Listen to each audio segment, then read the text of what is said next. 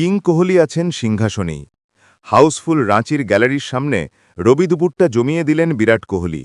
প্রোটিয়াদের বিরুদ্ধে ১০২ বলে হাঁকালেন সেঞ্চুরি। ১৭ রানের পথে কোহলির ব্যাটে এসেছে ৭টি ৪ আর ৫টি ৬। করবিন বসের বলে ৬ মেরে হাফ সেঞ্চুরি পূরণ করেছিলেন কোহলি।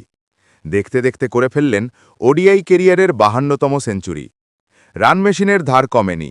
দীর্ঘ ৯ মাস পর বিরাট কোহলির ব্যাটে এলো সেঞ্চুরি। এর আগে পাকিস্তানের বিরুদ্ধে দুবাইতে চ্যাম্পিয়ন্স ট্রফির ম্যাচে ২৩ ফেব্রুয়ারি সেঞ্চুরি হাঁকিয়েছিলেন বিরাট। হয়েছিলেন ম্যাচের সেরা। সেই দিন থেকে যদি ফেরা যায়, বর্তমানে কিং কোহলির ব্যাটের ধার যে কমেনি তা আবারও একবার প্রমাণিত হল। দেশের জার্সিতে ৩ ফরম্যাট মিলিয়ে এটি কোহলির ৮৩তম শতরান। ধোনির শহরে বিরাটের সেঞ্চুরি পূর্ণ হতেই হাউসফুল গ্যালারিতে থাকা দর্শকরা উচ্ছ্বাসে মেতে ওঠেন। বিরাটের বিশাল ইনিংস। রাঁচিতে যশস্বীর উইকেট পড়ার পর নামেন বিরাট। রোহিতের সঙ্গে জুটিতে দলকে এগিয়ে নিতে যেতে থাকেন। রোহিত বিরাটের জুটিতে ওঠে ১৩৬ রান।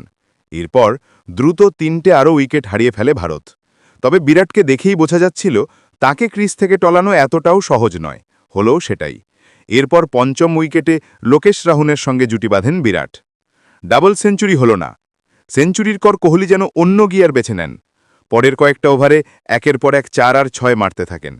যে গতিতে বিরাট এগোচ্ছিলেন, ক্রিকেট প্রেমীরা ভাবছিলেন ২০০ লোডিং, কিন্তু শেষ অবধি তেমনটা হল না। ১২০ বলে ১৩৫ রান করে থামলেন বিরাট।